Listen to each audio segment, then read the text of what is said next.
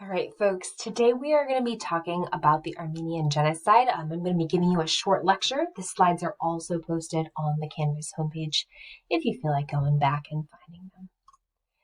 Before we get started talking about the specifics of this historical event, I want us to kind of take a moment to define our terminology here. And the reason that we're doing that is because when most people hear the term genocide, they're thinking about the Holocaust and they're thinking about World War II. Right.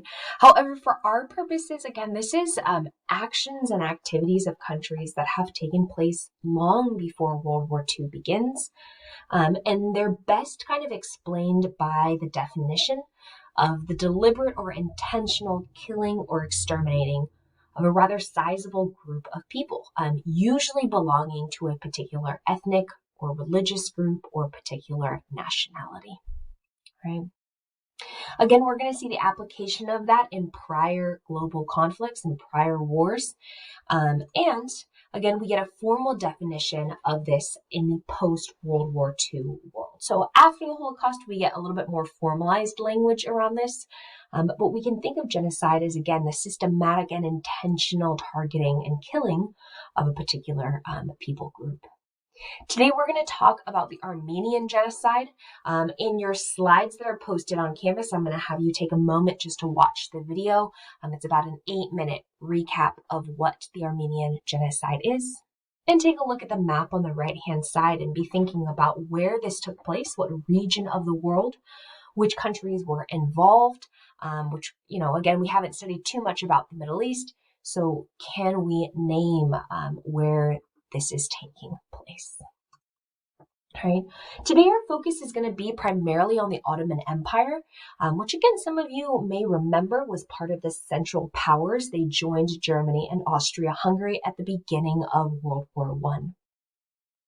The Ottoman Empire is going to consist of a variety of different countries, the dominant country in which is going to be Turkey. So the Ottoman Empire is going to experience a political revolution in 1908, known as the Young Turk Movement or the Young Turk Revolution. Right? This is primarily going to be a military revolution in which military officers, again with the rising forces of militarism, are going to seize control of the country of Turkey within the Ottoman Empire. Right? Their eventual goals will be to strengthen the Ottoman Empire, to make it a military, economic, and national power, as well as to make it more culturally Turkish, right? To, again, as the dominant country, to influence other territories and people groups within the Ottoman Empire to kind of take on and adopt Turkish customs, values, language, and so forth. The movement was led and eventually a government of 3 different leaders. It's kind of like 3, I don't know if supreme is the right word, but 3 kind of leaders known as the 3 pashas, which will make up a triumvirate, right? So they kind of share equal power amongst the 3 people. We'll remind ourselves again that when World War I broke out, the Ottoman Empire entered the war, and they did this on the side of Germany and Austria-Hungary. However, living within the Ottoman Empire, there are going to be non-Turkish peoples. And so again, I gave you a map of where in the Ottoman Empire these folks were located. So Armenians are going to be a smaller ethnic group living within the larger Ottoman Empire. They will have lived there really at this point for hundreds of years. And they are concentrated, their living areas concentrated mostly in eastern Anatolia. So I circled that in red on the map for you. So you could see, again, the orange is the spread of the Ottoman Empire, and Anatolia, eastern Anatolia, is going to be the location where most Armenians are living in the early 1900s. Armenians are going to be a subpopulation of the Ottoman Empire that are a little bit more economically stable and well-off than their surrounding neighbors and non-Armenian neighbors, right, within the Ottoman Empire. They were largely either industrialists or merchants, so people engaged in commerce, and oftentimes had more money in comparison to poorer Turkish neighbors who perhaps would be peasants, folks that worked in agriculture, or potentially soldiers. During World War I, we're going to see the Ottoman Empire engage in a series of several battles. One of the most notable ones of these is going to be known as the Battle of Sarikamish. And during this battle, it's going to be the Ottoman Empire fighting primarily against Russian forces. They are going to meet defeat. They're going to basically lose the battle against the Russians. And again, if you look at where the kind of border of the empire is, right, Eastern Anatolia, where the Armenians are, is kind of next to, right, or proximate to where the battle was taking place and where the Russian forces were as well. The loss of this battle causes the scapegoating. And again, the scapegoating means like the intentional blaming of a group of people for a particular action. Although the Armenians were not actually historically responsible for the loss of the battle, they became the scapegoats for the Ottoman Empire to blame and to basically explain away the loss of this significant military engagement against the Russians. What quickly ensues afterwards, within about a year, is going to be the kind of systematic targeting of Armenian intellectuals and political leaders, right? People that would have potentially protested against the mistreatment and changing of legal policy towards Armenian people. Lots of these people are going to be arrested by the Ottoman government. This means, again, political thinkers, different leaders, people that would have spoken out if they saw the targeting and persecution of Armenian people. These are all, I guess, Armenian people themselves, right?